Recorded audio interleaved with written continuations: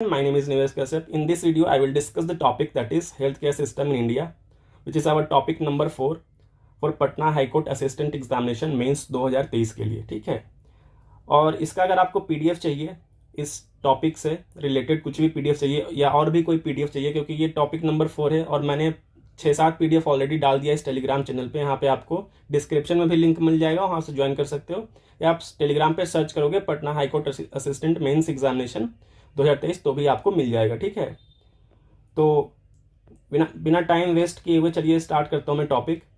तो सबसे पहले मैं यहाँ पे ये नहीं बताऊँगा कि आपको ऐसे का फॉर्मेट क्या है, क्योंकि ऑलरेडी मैंने वो बता दिया है कि आपको किस तरीके से लिखना है। प्रैक्टिस आपको खुद से करना है। मैं बस यहाँ आपको कंटेंट जो है प्रोवाइड करूँगा, ठीक है, ताकि आप अपने ऐसे में उसको इंक्लूड कर पाओ ठीक से। तो फर्स्ट क्या है कि सिनारियो में बता देता हूँ, जो कि इंट्रोडक्शन में आपके काम आएगा। ठीक है, कि आपको कुछ फैक्ट्स एंड डेटा हो जिससे आप इंट्रोडक्शन में इसको यूज़ कर पाओ बेसिकली। तो सबसे पहले देख लेते हैं कुछ फैक्ट्स। अब देखो, सबसे पहले health care industry comprises hospitals, medical devices, clinical trials, outsourcing, telemedicine, medical tourism, health care insurance and medical equipments. देखो, हेल्थ केयर इंडस्ट्री या हेल्थ केयर सिस्टम कहने का मतलब सिर्फ हॉस्पिटल से नहीं होता है, और भी चीज़ें हैं जो उसमें इंक्लूड होती है, जैसे कि मेडिकल डिवाइसेस, ठीक है, क्लिनिकल ट्रायल्स, ठीक है, telemedicine, medical tourism. Medical tourism कहने का मतलब जो लोग यहाँ पे मेडिकल, जैसे पता इंडिया जो है काफ़ी चीप होता है as compare to European countries, जैसे यूएसए वगैरह में जो सर्जरी का कॉस्ट है काफ़ी ज़्यादा है इंडिया के कंपैरिजन में। तो लोग यहाँ आते हैं इलाज करवाने के लिए, और जो मेडिकल टूरिस्ट होते हैं, मेडिकल टूरिस्ट मतलब जो ऐसे लोग जो यहाँ पे इलाज करवाने के लिए आते हैं उसको बोलते हैं मेडिकल टूरिज्म। तो ये भी हेल्थ केयर सिस्टम का पार्ट है। ठीक है, हेल्थ इंश्योरेंस भी पार्ट है, मेडिकल इक्विपमेंट्स भी पार्ट है। तो बेसिकली इस तरीके से आप डिफाइन कर सकते हो इसके इंट्रोडक्शन में। ठीक है, अब देखो, इंडिया का जो हेल्थ केयर सिस्टम है वो 2 पार्ट में कैटेगराइज किया गया है। फर्स्ट है पब्लिक, जो कि गवर्नमेंट हॉस्पिटल्स वगैरह हैं, और दूसरा है प्राइवेट सेक्टर, ठीक है, जो प्राइवेट हॉस्पिटल्स है। तो इस तरीके से आप इनको भी कैटेगराइज करके इंट्रोडक्शन में डाल सकते हो। ठीक है, ये सब पढ़ लेना आपके लिए इंपॉर्टेंट उतना नहीं है। टायर 1 टायर 2 क्या होता है, अगर आपको इंटरेस्ट है तो पढ़ लेना, वैसे आपके लिए उतना इंपॉर्टेंट है नहीं। अब देखो, कुछ फैक्ट्स एंड स्टैटिस्टिक्स देख लेते हैं कि क्या है। The Indian health care sector is expected to record a 3-fold rise. ठीक है, 3 गुना बढ़ सकता है, growing at a compound annual growth rate of 22%। 22% के कंपाउंड एनुअल ग्रोथ से ग्रो हो रहा है। ठीक है, मतलब 3 टाइम्स बढ़ सकता है, हर साल 3 गुना बढ़ सकता है। ठीक है, और ये कितना ग्रोथ हुआ है 2016 से लेकर 22 तक। सब कहने का मतलब ये हुआ कि 2016 से लेकर 2022 का जो ईयर है उसमें से 22% का ग्रोथ देखा गया है हमारे हेल्थ केयर सिस्टम में। तो इस चीज़ को भी डाल सकते हो। और कितना हो गया 2022 में, जिसका अगर पूरा मैं कंट्रीब्यूशन रहा है वो कितने रहा, 372 बिलियन इन 2022। ठीक है, जो कि 2016 में 110 बिलियन था यूएसडी, मतलब यूएस डॉलर की बात की गई है। तो काफ़ी ग्रोथ देखने को मिला है। तो इस तरीके से आप ये फैक्ट डाल सकते हो।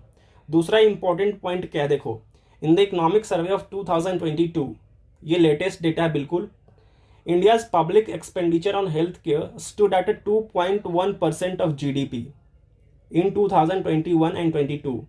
कहने का मतलब 2021 और 2022 का जो बजट में 2.1% ऑफ जीडीपी एक पब्लिक एक्सपेंडिचर पे खर्च किया गया है। ठीक है, जो कि 2020 और 21 में कितना था, 1.8%, और 2019-20 में कितना था, 1.3%।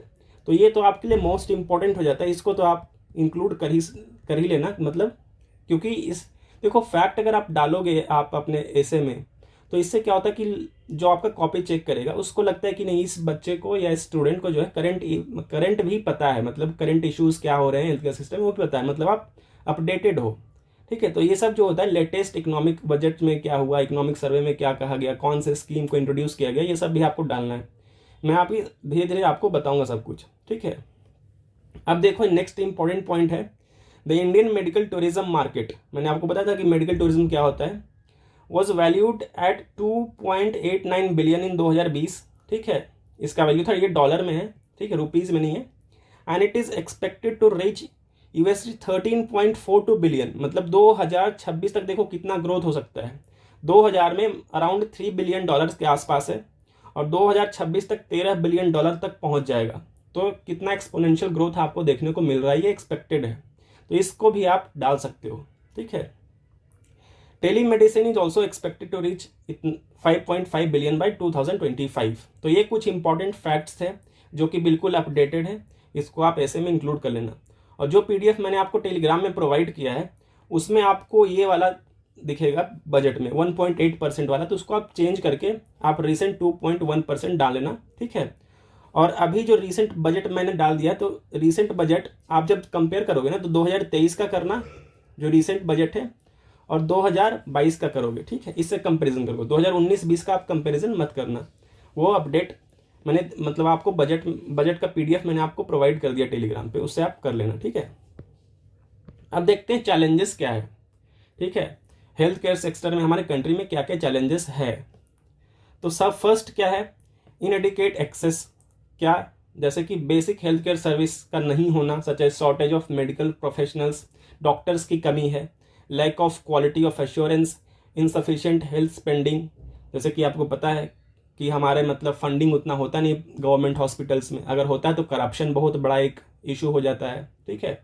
And most significantly insufficient research funding, और रिसर्च के नाम पे तो कोई फंडिंग नहीं होता है। बाकी आप डेवलप्ड कंट्रीज में चले जाओ तो वहाँ पे रिसर्च पे काफ़ी ध्यान दिया जाता है, क्योंकि जब तक आप रिसर्च पे ध्यान नहीं दोगे तो न्यू इन्वेंशंस होंगे नहीं, ठीक है, न्यू मेडिसिन बनेंगे नहीं। हालांकि अब हो रहा है, कोविड-19 के बाद से काफ़ी स्टेप्स लिए गए हैं जो कि इस चीज़ को बढ़ावा दे रहे हैं, लेकिन ओवरऑल देखा जाए जिस तरीके का हमारा पॉपुलेशन है उसके हिसाब से फंडिंग नहीं है, ठीक है।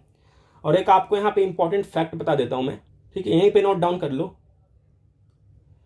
कि जो नंबर ऑफ डॉक्टर्स हैं, नंबर ऑफ डॉक्टर्स पर थाउजेंड पर्सन कितने हैं, 0.9, मतलब 1,000 आदमी पे एक डॉक्टर भी हमारे कंट्री में अवेलेबल नहीं है, ठीक है। तो सोचो कि कितना ओवरबर्डन होगा उनके ऊपर, हॉस्पिटल्स में कितना क्राउड होगा, आप देख सकते हो। और अगर नंबर ऑफ बेड की बात करूं मैं, नंबर ऑफ बेड पर 1000, ठीक है, तो वो है 0.5, मतलब 1,000 लोगों पे एक बेड, छोड़ो आधा बेड है, मतलब कि 2,000 लोग पे एक बेड अवेलेबल है। तो ये सिचुएशन काफ़ी वर्स कंडीशन है, दिखाता है कि कितना हम मतलब इंफ्रास्ट्रक्चर वाइज कितना पीछे हैं। तो ये अगर आप पॉइंट ऐड कर सकते हो तो ऐड कर लेना, ठीक है। अब बात करते हैं फाइनेंशियल एलोकेशन की, बात कर दी मैंने, ठीक है। अब बताए low budget. India's public expenditure on health care is only 2.1% of GDP, जो कि अभी फिलहाल बढ़ा है, ठीक है। वहीं पे देखो कंपैरिजन देख लेते हैं, आपको पता लग जाएगा कि हम कितना खर्च करते हैं अपने हेल्थ केयर सिस्टम पे इंडिया में। While Japan, Canada and France spend about 10% of their GDP on public health care. सोचो जापान जैसा कंट्री, फ्रांस, कनाडा वगैरह जो है अपने GDP का 10% खर्च करते हैं, और हम 2.1% करते हैं, ठीक है, अराउंड 2.54% के आसपास हम खर्च करते हैं हेल्थ केयर पे। जबकि जो हमारा पॉपुलेशन है वो सेकेंड लार्जेस्ट पॉपुलेशन है पूरे वर्ल्ड में, फिर भी जो हमारा स्पेंडिंग है बस 2.1% का है। तो सोच सकते हो। और इससे भी ज़्यादा बुरा क्या हो सकता है कि बांग्लादेश एंड पाकिस्तान है ओवर 3% ऑफ देयर GDP, मतलब पाकिस्तान और बांग्लादेश भी अपने GDP का 3% से ज़्यादा खर्च करते हैं पब्लिक एक्सपेंडिचर पे। तो ये चीज़ आपको ध्यान रखना है। नेक्स्ट पॉइंट क्या है चैलेंजेस में, देखते हैं। Lack of preventive care. Preventive care मतलब बीमारी होने से पहले कुछ केयर प्रिकॉशंस लिए जाते हैं जिससे आप बीमार ना हो जाओ, ठीक है। तो उस केस को भी डील करने के लिए हमारे पास इंफ्रास्ट्रक्चर नहीं है, ठीक है, उस तरीके का सिस्टम नहीं है, उस तरीके का मैकेनिज्म नहीं है हमारे हॉस्पिटल्स में जो आपको गाइड कर सके। Preventive care is under valued in India, यहाँ वैल्यू ही नहीं दिया जाता उसका, ठीक है। आप बीमार होते हो तभी आप समझ पाओगे कि हाँ, जैसे आपको बोले कि नहीं आपको शुगर इनटेक ज़्यादा नहीं करना, नहीं तो डायबिटीज़ हो जाएगा, तो यहाँ पे कोई अवेयरनेस उस तरीके का फैला ही नहीं जाता है हमारे सोसाइटी में। हम बीमार होते हैं तब हमें दिमाग खुलता है कि नहीं ये चीज़ नहीं करना चाहिए, तो उसी को बोलते हैं लैक ऑफ प्रिवेंटिव केयर। तो ये कैसे होगा, इसके लिए आपको स्पेशल एक मैकेनिज्म बनाना होगा हॉस्पिटल्स के अंदर जो कि आपको सलाह दे इस तरीके से कि आपको क्या क्या चीज़ें नहीं करनी है टू प्रिवेंट एनी डिजीज, ठीक है।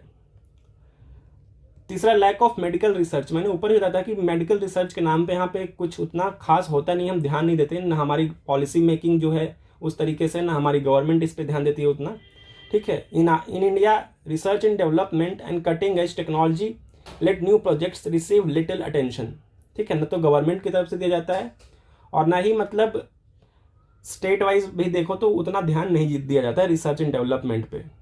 इवन हम जैसे आपको मैं इसरो का एग्जांपल दूं, तो इसरो फिलहाल काफ़ी अच्छा कर रहा है, लेकिन फिर भी अभी जो मेडिकल रिसर्च एंड डेवलपमेंट है, जैसे कि वैक्सीन बनाना, हम तो काफ़ी मतलब इस बार कोविड-19 के बाद से हमने किया है, ठीक है, कोविड-19 में हमने काफ़ी इंप्रूवमेंट किया है, इसको आपको पॉजिटिव एस्पेक्ट में लिखना होगा। लेकिन ओवरऑल देखा जाए, ठीक है, for a longer period of time तो हम उतना कुछ हासिल नहीं कर पाए हैं, ठीक है। वही बात हुई, पॉलिसी मेकिंग पे ध्यान देना होगा, ठीक है, फंडिंग की ज़रूरत है। शॉर्टेज इन प्रोफेशनल्स, मैंने बताया था ऊपर फैक्ट कि डॉक्टर्स कितने हैं, नंबर ऑफ बेड्स कितने हैं, ठीक है, तो शॉर्टेज ऑफ डॉक्टर्स है, नर्सेस है, अदर हेल्थ केयर प्रोफेशनल्स है। और देखो, according to a study presented in parliament by minister, India is short of 6 lakh doctor, मतलब हमारे देश में 6 लाख डॉक्टर की एट प्रेजेंट कमी है, ठीक है। तो सोचो कि ये सिर्फ डॉक्टर्स की बात नहीं, हर एक सेक्टर में आप देखोगे तो कहीं ना कहीं जो एम्प्लॉयमेंट का इशू है वो काफ़ी हाई है, ठीक है। तो ये आप ऐड कर सकते हो। पॉसिटी ऑफ रिसोर्सेज, पॉसिटी का मतलब होता है कमी होना, पॉसिटी ऑफ रिसोर्स, हमारे पास रिसोर्स की कमी है।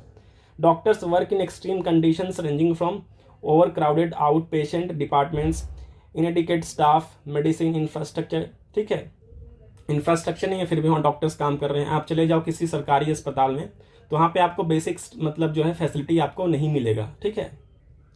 और एक और चीज़ यहाँ पे फैक्ट में बता देता हूँ ठीक है, कि जो हमारा हेल्थ केयर सिस्टम है, पब्लिक हेल्थ केयर सिस्टम की बात कर रहा हूँ, ठीक है, तो जो है रिक्वायरमेंट है पब्लिक हेल्थ केयर सिस्टम में, बेसिक नेसेसिटी का बेसिक सर्विस, जैसे कि हो गया आप जाते हो, मान के चलो चाइल्ड केयर के लिए जाते हो, ठीक है, प्रेगनेंसी रिलेटेड इश्यूज होकर जाते हो, तो मतलब जो बेसिक नेसेसिटी है हमारी सोसाइटी के लिए, उसका बस 15% जो है फुलफिल करता है हम जो है हमारे यहाँ सरकारी अस्पताल है, ठीक है।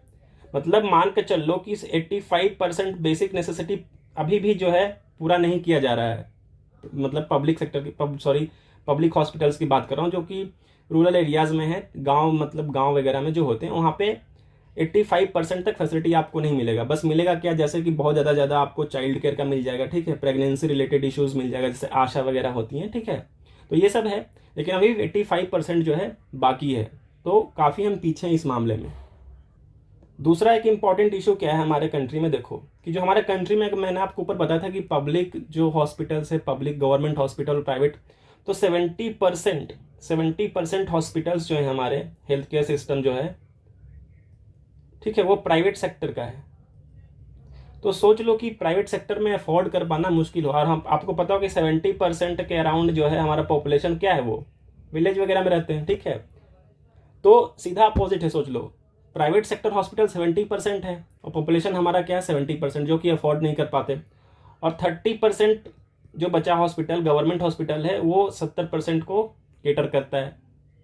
तो काफ़ी डिस्पैरिटी है, इनइक्वालिटी है इन दोनों के बीच में, तो ये फैक्ट्स भी आप डाल सकते हो, ठीक है। तो गवर्नमेंट को इस पर भी ध्यान देना चाहिए कि पब्लिक सेक्टर का जो इंफ्रास्ट्रक्चर है उसको डेवलप किया जाए, प्राइवेट सेक्टर के साथ मिलकर काम किया जाए कुछ चीज़ों में, जैसे कोविड-19 के टाइम पे हुआ भी था इस तरीके से। लेकिन ये तो एक्सट्रीम केस हो गया, ठीक है। अब देखते हैं, अब कुछ पॉजिटिव एस्पेक्ट भी देख लेते हैं कि क्या पोटेंशियल है।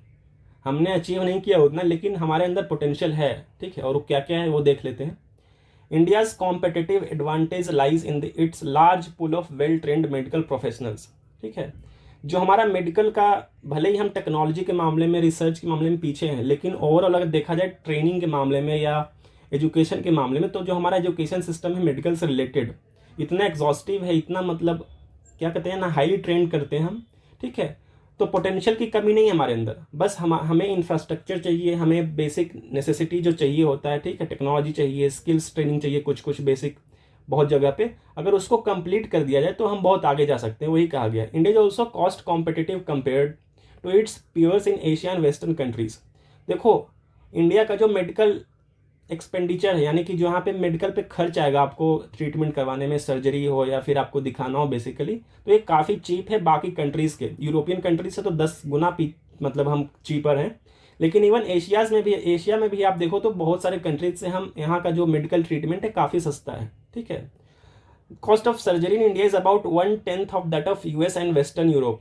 देखो यहाँ क्या है कि 10 टाइम हम मतलब सस्ता है, यूएसए वगैरह में आप सर्जरी करवाओ, सेम चीज़ का सेम इफेक्ट होगा। अगर आप यहाँ सर्जरी करवाते हो तो मान के चलो आपको यहाँ पे 100 रुपये का खर्च आ रहा है, तो समझ लो इसका 10 टाइम्स आपका यूएस में खर्च आएगा, यानी कि 1000 रुपये खर्च करोगे उसी चीज़ पे, ठीक है। तो यहाँ पे मेडिकल टूरिस्ट का जो है स्कोप बहुत ही ज़्यादा है, क्योंकि यहाँ पे और काफ़ी लोग आते भी यहाँ पे सर्जरी वगैरह करवाने के लिए, विदेश मतलब फॉरेनर्स। नेक्स्ट पॉइंट है India has all the essentials ingredients for the exponential growth in this sector including large population, ठीक है, रोबस्ट फार्मा, ठीक है, हमारा जो फार्मास्यूटिकल्स लिमिटेड कंपनीज यहाँ है वो काफ़ी एडवांस है। आपको पता होगा कोविड-19 में हमने काफ़ी सप्लाई किया था और रशिया को भी हम सप्लाई करते हैं मेडिसिन वगैरह, ठीक है। तो फार्मास्यूटिकल्स जो हमारा सेक्टर है वो काफ़ी स्ट्रॉन्ग है, इसमें हम बहुत आगे हैं, ठीक है। मेडिकल सप्लाई चेन हमारा बहुत अच्छा है, ठीक है। 750 मिलियन प्लस स्मार्टफोन यूजर्स हैं हमारे कंट्री में, ठीक है। थर्ड लार्जेस्ट स्टार्टअप पूल है, मतलब जो थर्ड लार्जेस्ट, मैंने आपको एक एम्प्लॉयमेंट वाले भी टॉपिक में बताया था कि India is third largest country in terms of startups, ठीक है। तो यहाँ पे ऐसा नहीं कि इन्वेस्टमेंट की कमी है या लोग इन्वेस्ट करना नहीं चाहते, बस आप उनको इंफ्रास्ट्रक्चर दो, एक अच्छा सा पॉलिसी दो, ठीक है, एश्योरेंस वगैरह दो, तो ग्रो हो सकता है। पॉपुलेशन भी हमारे पास है, चीप, मतलब आपको यहाँ पे ट्रीटमेंट मिलेगा, सब कुछ है। तो ये सब आप पॉजिटिव में लिख सकते हो, ठीक है। वही है, वेंचर कैपिटल फंड्स की कमी नहीं है जो कि आपके बिजनेस में आपको इन्वेस्ट करना चाहे। बहुत सारे गवर्नमेंट की पॉलिसीज है, जैसे एमएसएमई सेक्टर में आपको काफ़ी इजीली लोन मिल जाएगा, अब तो काफ़ी पॉलिसीज आ चुकी हैं इसके ऊपर, ठीक है। तो इसके बेसिस पे उसकी कमी भी नहीं है। तो बेसिकली ये सब जो है, लेकिन ये सब अभी इम्प्लीमेंट नहीं हो रहा है, ठीक है। ये सब हमारा पोटेंशियल के अंदर है, मतलब हम कर सकते हैं लेकिन हम कर नहीं रहे हैं इसके ऊपर, ठीक है, इस तरीके से। देखो, sorry, India will have about 50 cluster for faster clinical testing of medical devices to boost product development and innovation, ठीक है। ये अगर फैक्ट आप लिख सकते हो तो लिख लेना, ठीक है। अब देखते हैं, ये नेक्स्ट पॉइंट आपके लिए इंपॉर्टेंट है। As of 2021, the Indian healthcare sector is one of the India's largest employer as it employs a total of 4.7 million people, ठीक है। मतलब 47 लाख लोग जो हैं, ठीक है, मेडिकल सेक्टर में एम्प्लॉयड हैं। मतलब एम्प्लॉयमेंट जनरेशन के पॉइंट ऑफ व्यू से भी देखा जाए तो मेडिकल फील्ड में काफ़ी पोटेंशियल है और वो दिख भी रहा है, ठीक है। This sector has generated 2.7 million additional jobs in India between 2017 से 2022 के बीच में 2.7 मिलियन एडिशनल जॉब भी क्रिएट किया गया है, ठीक है। और हर साल जो है 5 लाख न्यू जॉब क्रिएट हो रहा है। तो आप देख सकते हो कि कितना पोटेंशियल है, अगर आप इसमें और काम करोगे तो और बेहतर हो सकता है। अब कुछ गवर्नमेंट स्कीम्स देख लेते हैं, गवर्नमेंट इनिशिएटिव्स देख लेते हैं जो कि हेल्थ केयर सिस्टम को हमारे यहाँ प्रमोट करता है, ठीक है। नेशनल हेल्थ मिशन आपको पता होगा, आयुष्मान भारत आपको पता होगा, ठीक है। देखो, इसके बारे में बेसिक आप देख लेना कि क्या इसका प्रोविजन है। देखो, आपको ऐसे में पूरा लिखना नहीं है आयुष्मान भारत के बारे में, बस स्कीम का नाम लिखना है ज़्यादा से ज़्यादा, ठीक है। उससे आपको पता लग जाएगा उसको कि लग जाएगा कि हाँ, इस बच्चे को नॉलेज है, ठीक है। और कहीं पे ज़रूरत हो तो 1-2 लाइन में आपको डिफाइन कर देना है। जैसे कि आपको पता होगा कि 5 लाख तक कहीं इसमें इंश्योरेंस आपको प्रोवाइड किया जाता है, ठीक है। तो इस तरीके से कुछ आप लिख सकते हो। प्रधानमंत्री जन आरोग्य योजना, ठीक है, नेशनल मेडिकल कमीशन वगैरह, ठीक है।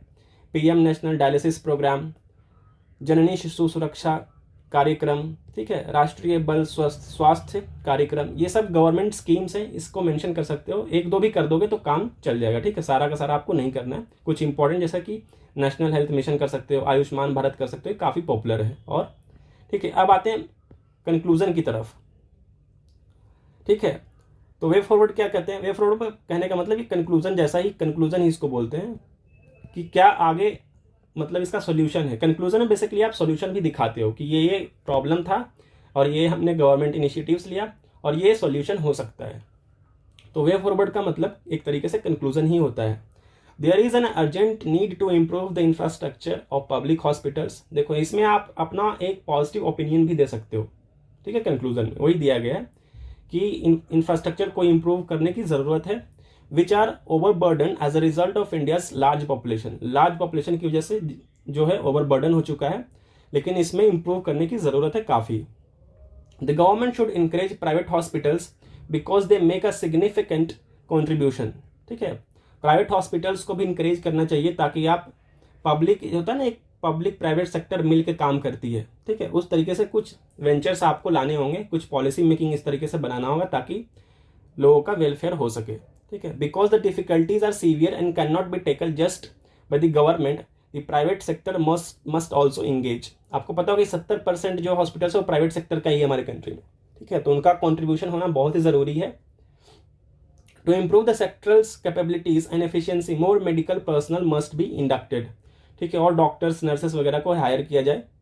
इन order to connect the dots in the health system technology must be use, technology का आपको यूज़ करना होगा, सहारा लेना होगा, ठीक है। मोबाइल हेल्थ ऐप का आपको सहारा लेना पड़ेगा, वेयरेबल्स जैसे स्मार्ट वॉच वगैरह यूज़ करते हैं हम, ठीक है, इस तरीके से सेंसर्स वगैरह का, मतलब टेक्नोलॉजी ड्रिवन आपको काम करना होगा, ठीक है।